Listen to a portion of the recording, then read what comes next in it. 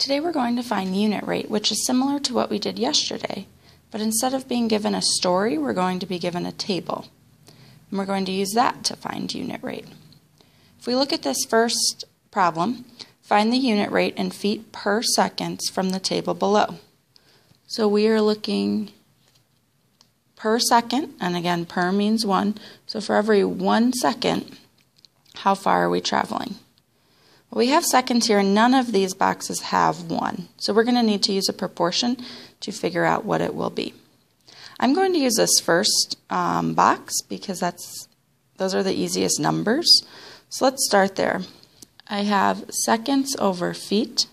For every 2 seconds, I travel 10 feet, but I want to know per second for 1 second, how far do I travel? So again, we have our proportion set up and we cross multiply. 2 times x is 2x. 10 times 1 is 10. Divide by 2 and we have x equals 5 feet per second. So in 1 second, I'm going to travel 5 feet. We do want to go back and make sure that this makes sense for all of the boxes. So I'm going to add on my worksheet, 1 second is 5 feet. That's my unit rate. And I can double check this by multiplying the seconds and the feet. So 1 times 4 is 4. Is 5 times 4 20? Yes, it is. So what I did was I took my unit rate, and the next box was 4 20ths, and I'm just double checking. Does this have the same scale factor? Times 4 times 4, it does check out. We can do that for 1 times 6 is 6. 5 times 6 is 30. 1 times 8 is 8. 5 times 8 is 40. So the unit rate of 5 feet per second does make sense. Let's go ahead and look at the next one. Find the cost per soda using the table below. So per soda means for 1 soda.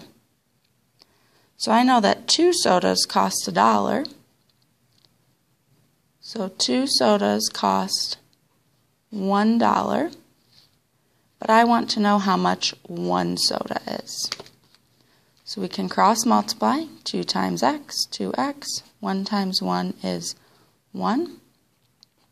Divide by 2. So x equals 1/2. But if we're talking about money, we don't usually write it as a fraction.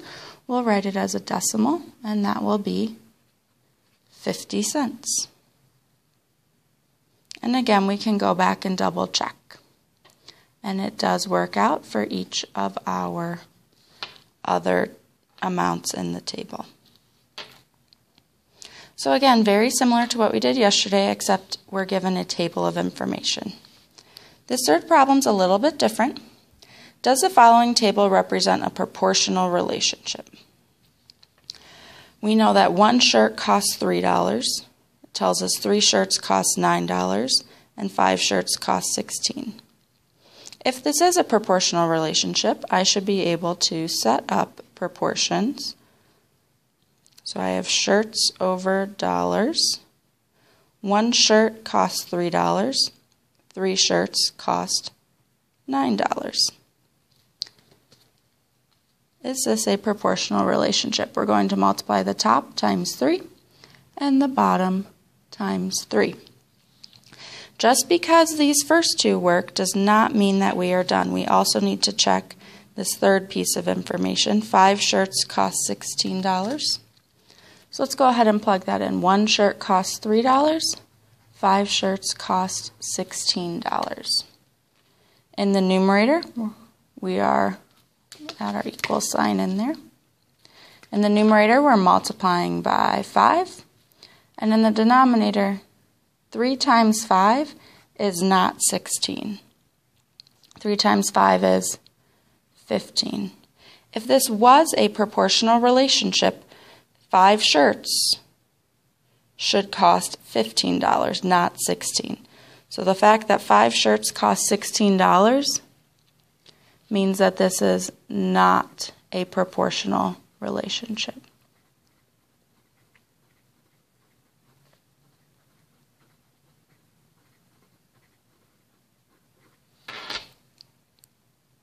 And that is all that is new for today. Go ahead and try the 2 problems on your own, and see you tomorrow.